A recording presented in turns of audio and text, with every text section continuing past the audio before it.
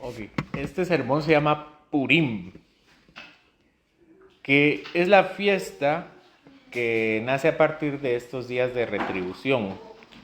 Nuestro texto inicia en la segunda parte de estos días de retribución. Yo sé que tienen en mente los meses que están aquí en Esther, ¿verdad? Pues estamos en el mes de Adar. Más o menos, ¿cuándo es eso? Para nosotros es como en febrero, ¿verdad? Marzo. 13 de Adar. Estaba planeada entonces la matanza contra los judíos de acuerdo a las suertes que echó Amán.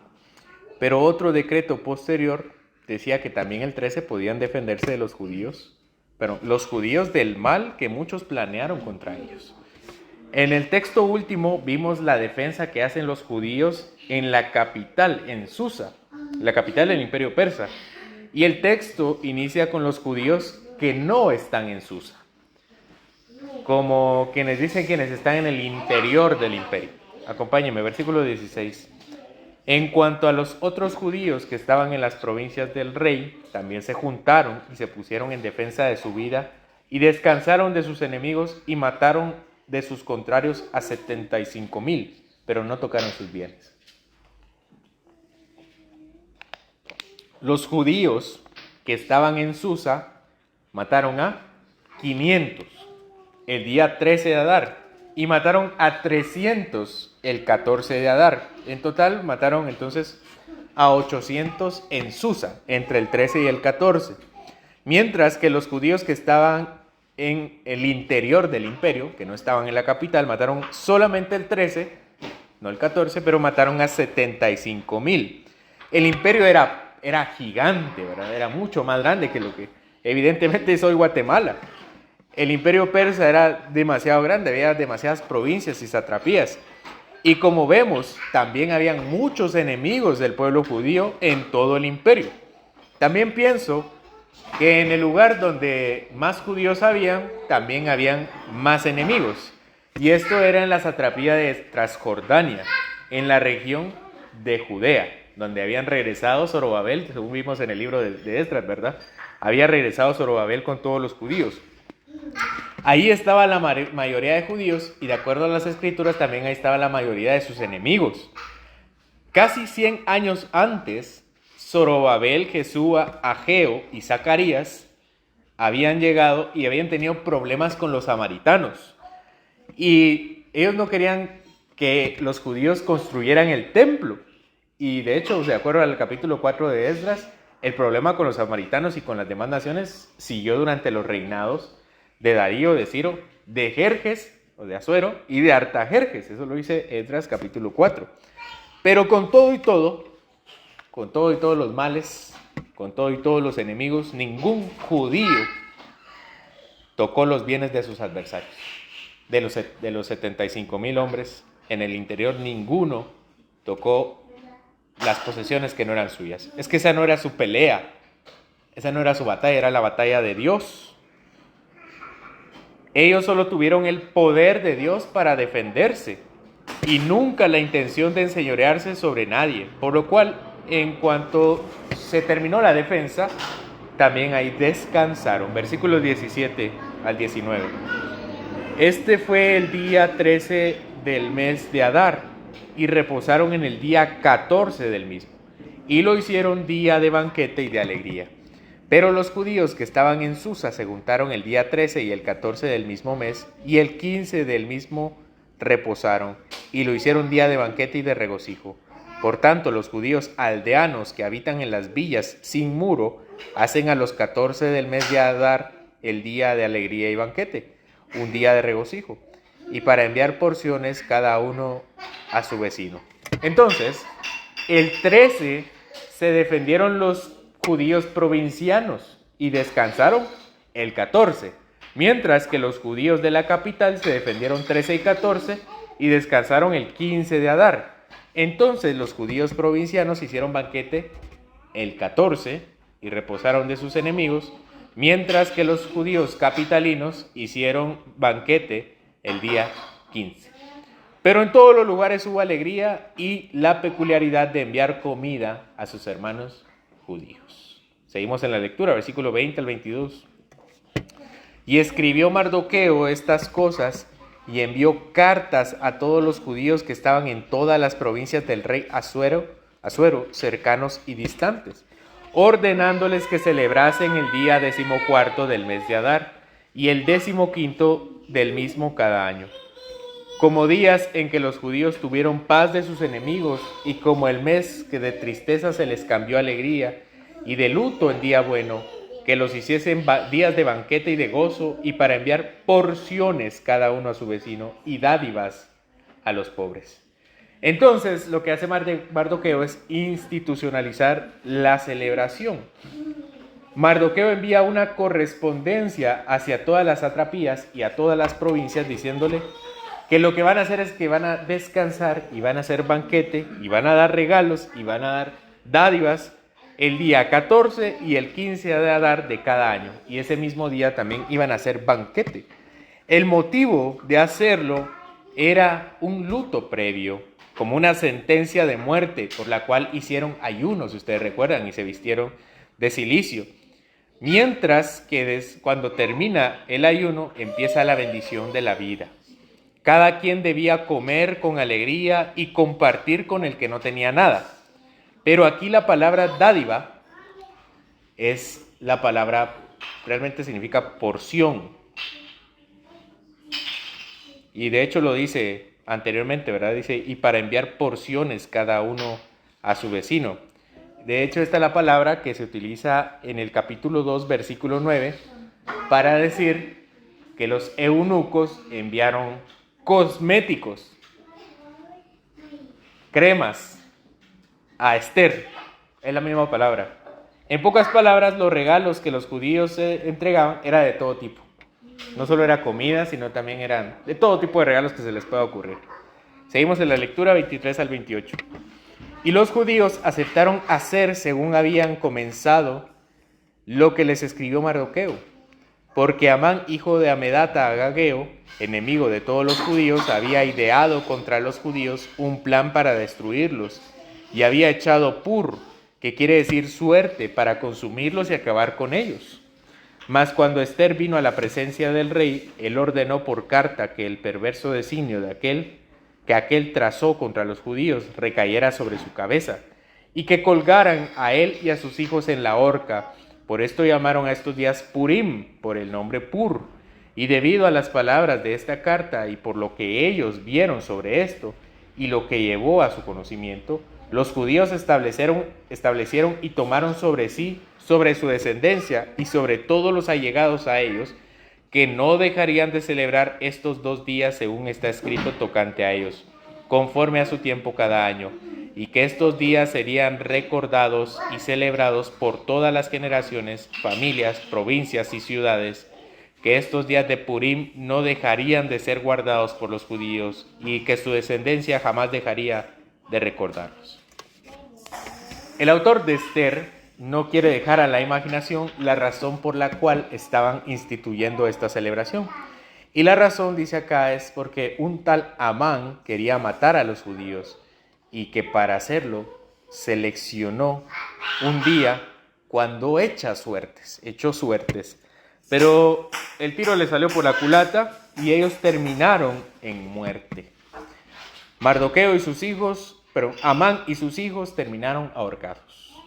Y el autor hace la aclaración que Amán había seleccionado un día para el genocidio y para eso había echado suertes. Y dice, es decir, que echó pur. Y después dice que a la fiesta le pusieron Purim, que es el plural de pur. Pur es suerte y Purim sería suertes. Porque él pensó que aniquilaría a los judíos, pero él terminó recibiendo la muerte. Los judíos pudieron decir como José le dijo a sus hermanos, vosotros pensasteis mal contra mí, pero Dios lo encaminó para bien, para hacer lo que vemos hoy, para mantener con vida a mucho pueblo. Esto está en Génesis 50:20. Se cumple también lo que dice el Proverbio 16:33. La suerte se echa en el regazo, pero de Jehová es la decisión de ella. La fiesta del Purim es el nombre como Dios desbarata los planes de quienes intentan burlarse de él. Pero Dios no puede ser burlado. Al contrario, el Salmo número 2 dice que cualquiera que no se someta al Hijo de Dios, el Señor se burlará de ellos y les hablará con furor. Y hoy tenemos el testimonio de Amán delante de nosotros. El testimonio de Amán y sus hijos colgados en una horca. Y tenemos también el Purim celebrados como testimonio de Mardoqueo y de Esther. Versículo 29 al 32. Y la reina Esther, hija de Abihail, y Mardoqueo el judío, suscribieron con plena autoridad esta segunda carta referente a Purim, y fueron enviadas cartas a todos los judíos, a las 127 provincias del rey Asuero, con palabras de paz y de verdad, para confirmar estos días de Purim en sus tiempos señalados, según les había ordenado Mardoqueo el judío y la reina Esther. Y según ellos habían tomado sobre sí, sobre su descendencia, para conmemorar el fin de los ayunos y de su clamor. Y el mandamiento de Esther confirmó estas celebraciones acerca de Purim, y esto fue registrado en un libro. Así que se manda una carta de parte del rey Asuero por medio de Mardoqueo y de Esther. La primera que se envía por conducto de ellos fue la carta que permitía a los judíos defenderse de sus enemigos. Y esta segunda comunicación se realiza para confirmar los tiempos de paz y los tiempos de fiesta para ellos y para sus hijos y para los hijos de sus hijos y cualquiera que hubiera tomado los votos judíos. Y dice también que fue registrado en un libro. A ciencia cierta no se sabe cuál es ese libro, pero lo claro aquí es que se festejó durante generaciones, registrado en los documentos importantes del pueblo judío. La fiesta del Purim no era una fiesta instituida por Dios. Dios solamente dio 3 grandes fiestas, que eran Pesaj, que es la Pascua, Shavuot, que es Pentecostés, y Sukkot, que es la fiesta de tabernáculos. Pero Purim no estaba supuesta a ser una fiesta de adoración.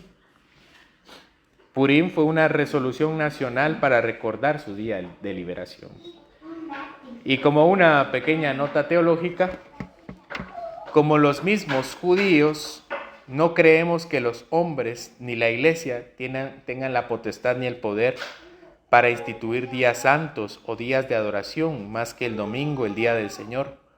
Porque Dios es el dueño de la conciencia cristiana y solo Él tiene derecho para establecer cómo los hombres nos acercamos a Él. Así que Purim no era un día de adoración ni era una fiesta de adoración.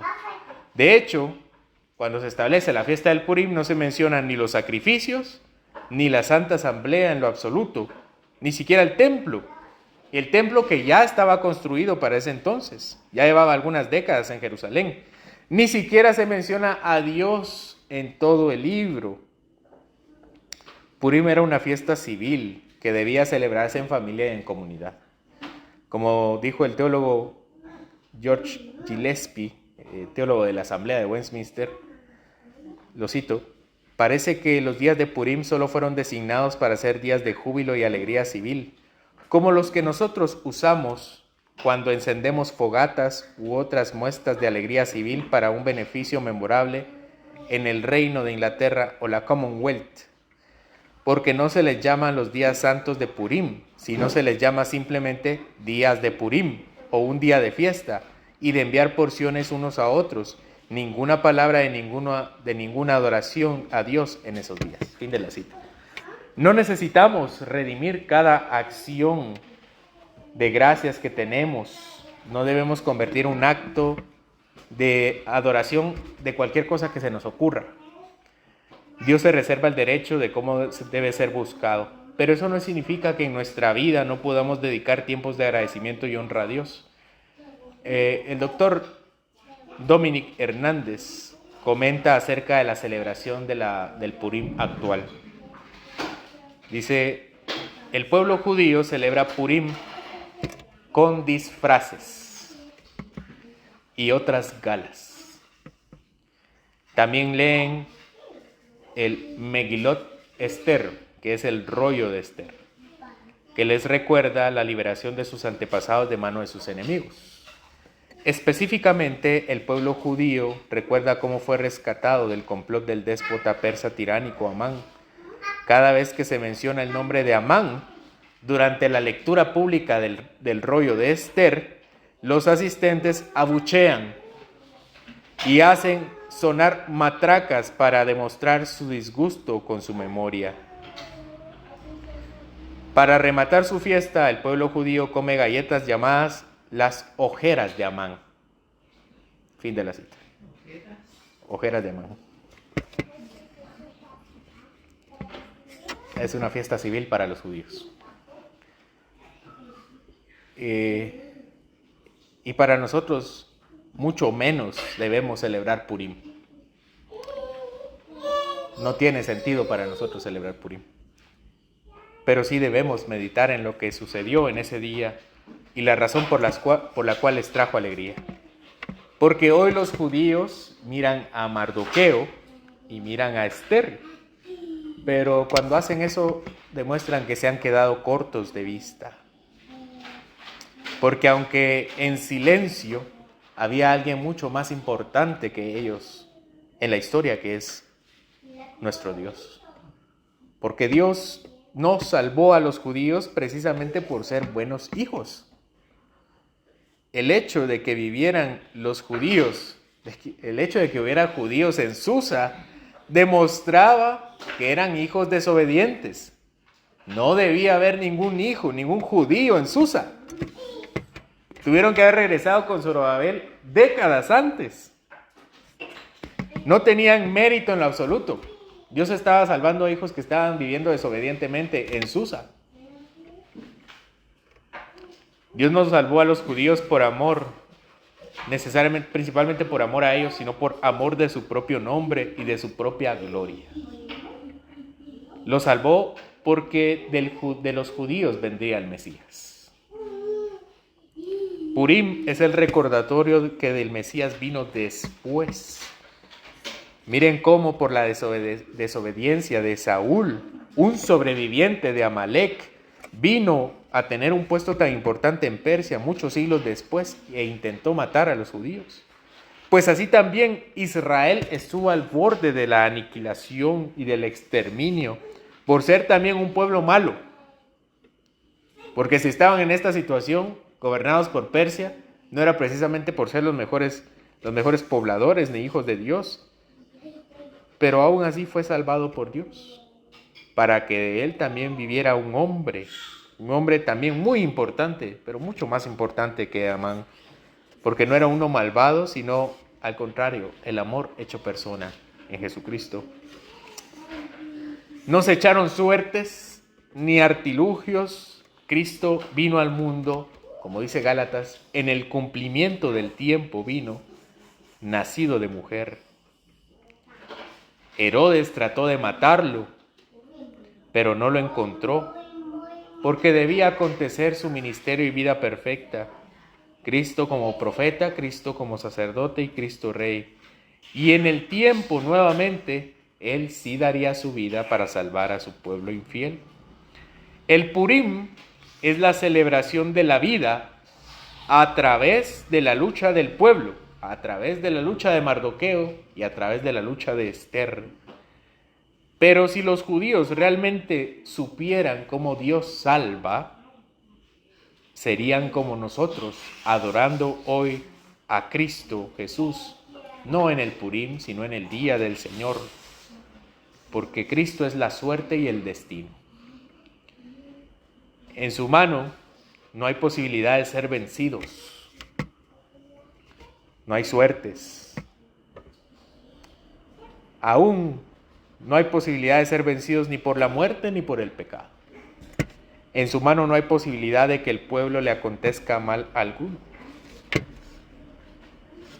Cristo es nuestra fiesta, Cristo es nuestra suerte, Cristo es la victoria del pueblo. porque Él sí murió para darnos vida.